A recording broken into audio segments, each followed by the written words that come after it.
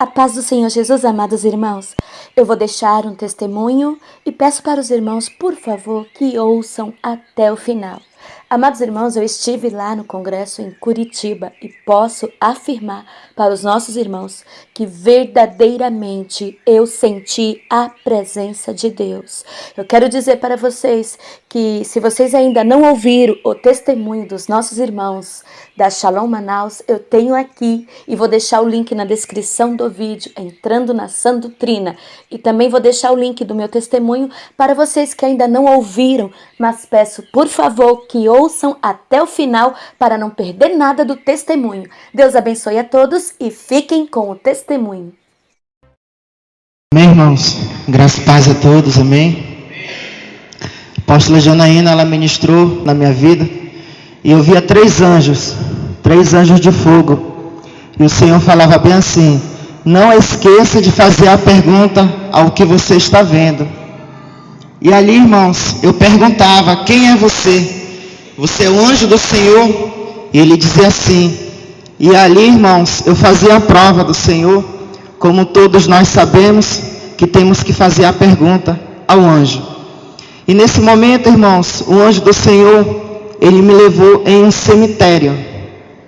E quando eu chegava ali, irmãos, o anjo do Senhor, ele segurava na minha mão, um anjo de fogo, e ele me levava, irmãos, naquele cemitério. E o Senhor, ele falava bem assim: aqui nesse lugar, onde existem muitos corpos de pessoas, que já morreram, esses lugares aqui que você está vendo, os macumbeiros, eles gostam de fazer oferenda a demônios, porque aqui de fácil acesso, os demônios eles recebem. E o Senhor, ele me levava, irmãos, em um cemitério. E ali, irmãos, eu via algumas pessoas, eu creio que eram satanistas, e elas estavam fazendo sacrifícios. Eu via um homem, irmãos, com um prato de sangue. E ele pegava aquele sangue, ele jogava ali na calçada de um cemitério. E eu dizia: Senhor, por que esse ato? E aí o Senhor disse assim: calma, você vai já entender por que esse ato. E o Senhor falava bem assim: observa bem o que ele está fazendo. Aí eu dizia: Senhor, ele está fazendo uma oferenda a demônios. Por qual motivo? Aí o Senhor falava bem assim, irmãos: para destruir o meu povo, para destruir as famílias. E de repente o anjo do Senhor, ele me tirava dali e eu começava a andar nas ruas da cidade de Manaus. E ali, irmãos, eu via as pessoas andando nas ruas, e eu via muitos demônios, irmãos, dentro das pessoas. Eu via os demônios atracados, irmãos, no corpo das pessoas. E eu ficava vendo aquela cena, sabe? Eu via demônios segurando no pé de pessoas, nos braços, abraçando as pessoas. Aí o Senhor falava bem assim: eu vou te levar na guerra, porque nessa madrugada eu quero libertar pessoas aqui na cidade de Manaus e em todo o Brasil. Aí o Senhor falava bem assim: através da oração, tu crê? O Senhor falava bem assim: se você crê, você vai libertar pessoas. Eu vou usar você para libertar pessoas de cativeiros. E eu começava, irmãos, a guerrear. Aí um anjo, ele dizia assim: receba essa espada sobre as tuas mãos. Eu sentia, irmãos, a minha mão vibrando muito, recebendo aquela espada. E eu dizia: Senhor, eu creio. E quando eu disse eu creio, irmãos, quando eu tomei posse, aquela espada ela veio sobre a minha mão direita. E aí eu segurei aquela espada, eu comecei a guerrear contra aqueles demônios. E o Senhor disse assim: vai na guerra. E aí, irmãos, eu guerreando, e eu vendo os demônios. O Senhor, ele colocava, irmãos, um sapato de fogo nos meus pés, feito de aço, que eu nunca tinha recebido. E quando esse sapato ele vinha, irmãos, sobre os meus pés, eu sabia que era algo muito poderoso. Eu sabia que era algo diferenciado que o Senhor estava colocando nos meus pés naquela guerra, nessa madrugada. E eu começava a guerrear contra aqueles demônios. De repente, irmãos, eu começo a flutuar. E eu olhei assim, irmãos, para os meus pés. Eu percebia que tinha uma ferramenta a mais naquele sapato de aço, que me fazia flutuar. Aí um anjo do Senhor dizia bem assim, o serafim dizia assim: você vai guerrear no alto. E eu comecei a guerrear no alto, irmãos. E eu guerreando no alto, e o Senhor falava bem assim: eu vou te mostrar um demônio, e o nome dele é o demônio do medo, e você vai guerrear contra ele, porque a minha igreja, ela não pode ter medo, ela tem que ser fervorosa. E eu comecei a guerrear, irmãos, contra aquele demônio no medo. Aí o Senhor falava bem assim: todo aquele que descer na minha presença, quando sentir o medo, não pode ceder, tem que partir para o combate. E aí o Senhor dizia assim: você sabe por que partir para o combate? Porque vocês têm o cinturão da verdade. Aí o Senhor falava bem assim: porém eu quero te dar uma revelação nova. Não é somente o cinturão da verdade. Ele tem mais o nome, o cinturão da verdade. Ele é o cinturão da vitória. Da vitória do combate. E eu vi, irmãos, aquele cinturão posto no alto daqui da igreja. Naquela guerra espiritual, eu ficava vendo aquele cinturão.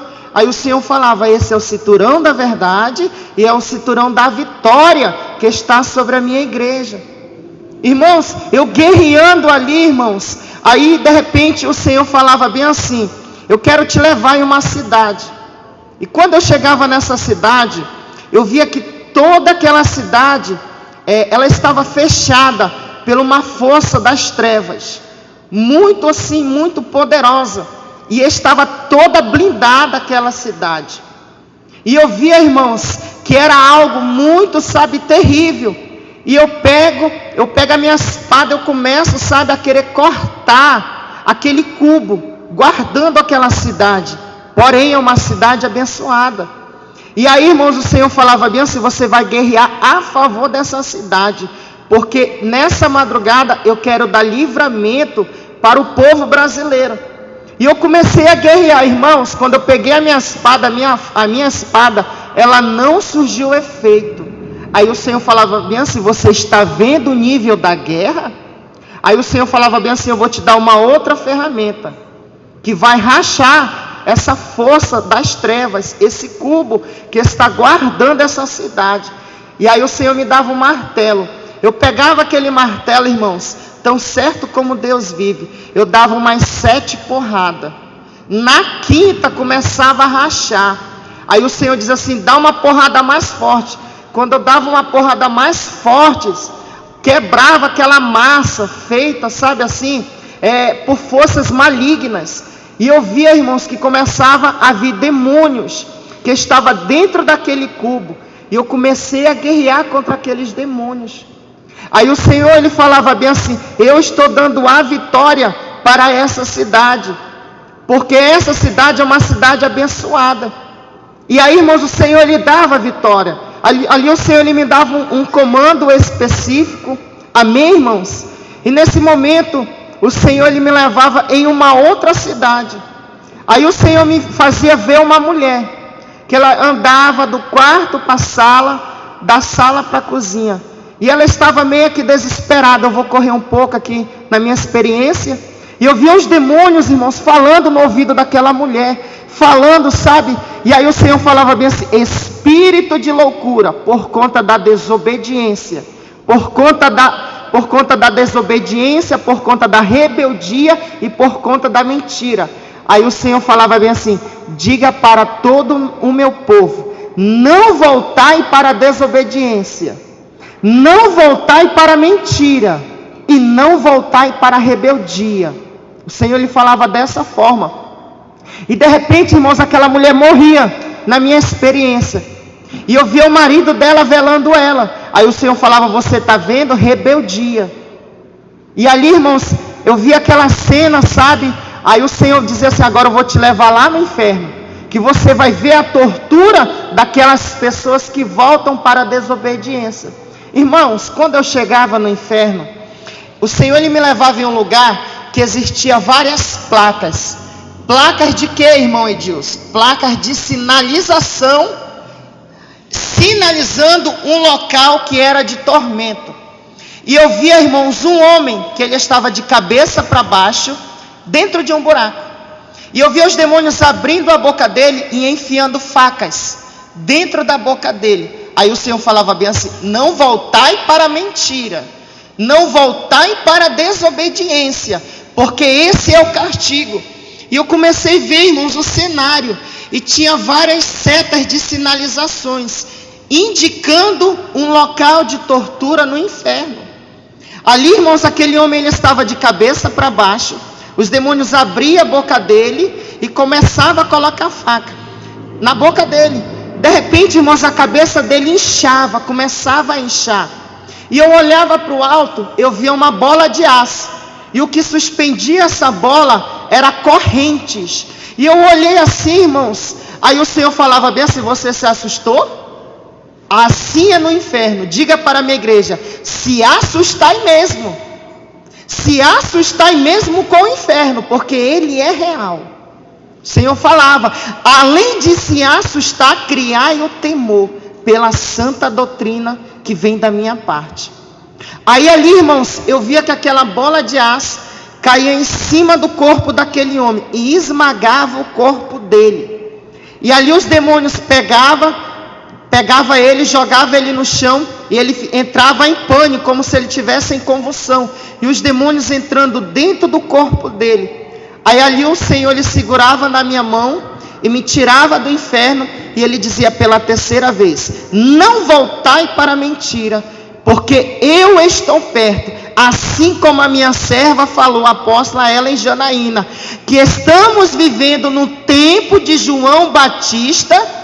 Assim é a igreja que eu quero usar. Aí o Senhor, ele falava bem assim: João Batista, na sua simplicidade, eu usava ele. Assim eu quero usar o meu povo. Aí o Senhor falava bem assim: ele comia mel e comia gafanhotos. Simplicidade, mas era cheio da minha palavra. Essa é a igreja que eu quero usar nos últimos dias. Essa foi a minha experiência, irmãos.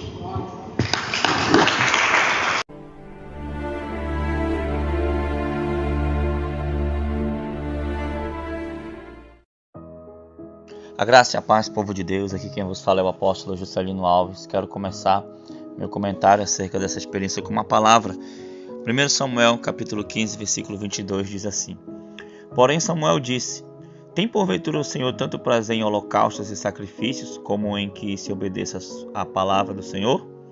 Eis que o obedecer é melhor do que o sacrificar, e o atender melhor do que a gordura de carneiros. Vamos continuar, 23. Porque a rebelião é como o pecado de feitiçaria, e a obstinação é como iniquidade e idolatria. Porquanto tu rejeitaste a palavra do Senhor, ele também te rejeitou a ti, para que não sejas rei. Glória a Deus, amém, queridos? Essa palavra muito forte, né, falando sobre obediência, né, o obedecer é melhor do que o sacrificar. Sabe, queridos, o Senhor, ele tem dado revelações tremendas, o Senhor, ele tem dado revelações poderosas. Sabe, queridos? E assim como as pessoas no tempo de Jesus, até mesmo no tempo dos profetas, dos apóstolos também, negligenciavam, né? Chamaram Jesus, chegaram a dizer que Jesus operava milagres por Beelzebu, né? Imagine, né, que eles vão falar, né, dos servos do Senhor que não falavam, né, que não falam.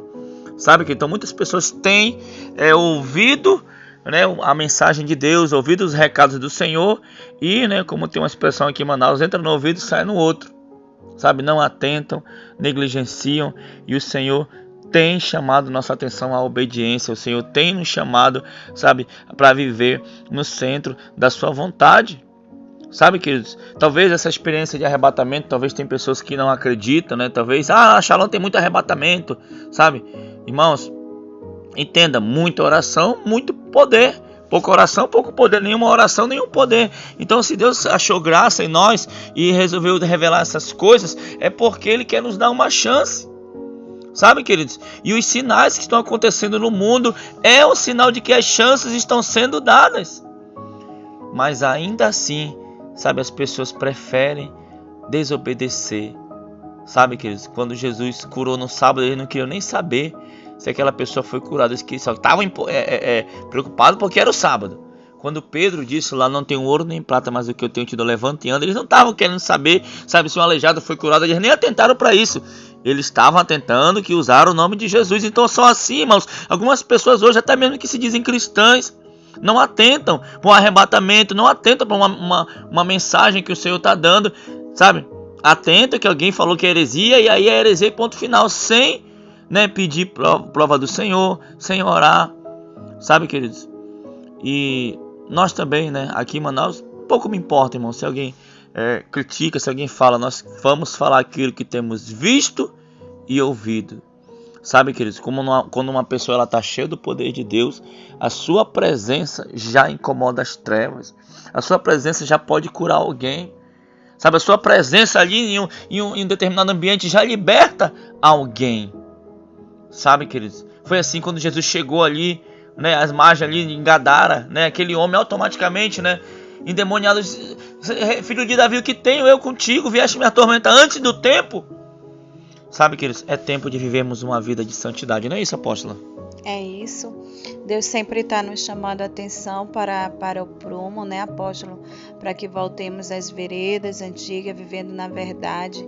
Eu achei bem interessante que o próprio Senhor permite termos experiência para nos alertar.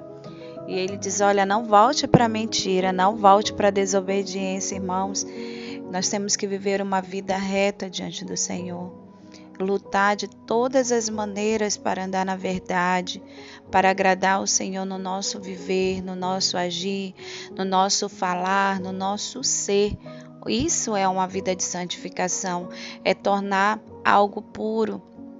Então, dia após dia, o Senhor tem tido misericórdia, tem trazido revelações profundas que nos coloca de volta à luz da verdade, né? Nos coloca de volta para a essência do Senhor, onde nós sabemos em Deuteronômio capítulo 28, diz que tem as bênçãos que são precedidas de uma vida de obediência, né? Então, quem obedece ao Senhor tem respaldo, tem autoridade, né? Isso é um alerta para que não entremos no pecado da mentira, no pecado da desobediência, porque isso Deus abomina, né?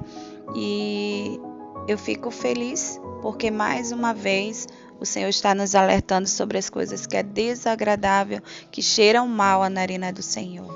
Amém, apóstolo?